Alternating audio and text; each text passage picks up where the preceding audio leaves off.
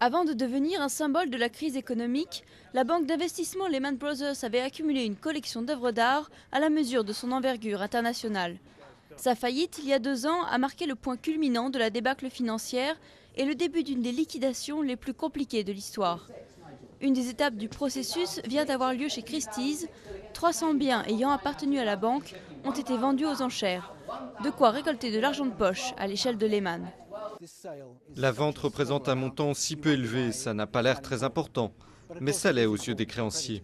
C'est très important qu'ils voient que nous saisissons toutes les opportunités de récupérer autant d'argent que possible, pour que les compensations qu'ils toucheront à la fin de la liquidation soient aussi élevées que possible.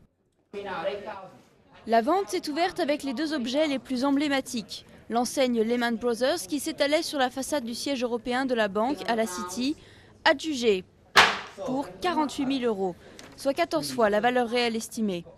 Et la plaque posée à l'entrée lors de l'inauguration en 2004 par Gordon Brown, alors Premier ministre, vendue pour 33 000 €.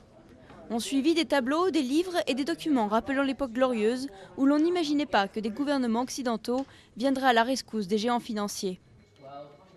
Ce qu'il y a de formidable dans cette collection et cette vente, c'est que c'est une chronique de l'histoire de Lehman Brothers, un géant financier du XXIe siècle.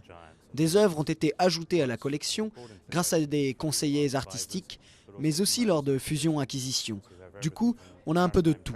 Des peintures marines traditionnelles et des œuvres contemporaines, y compris le New York Stock Exchange de Gursky.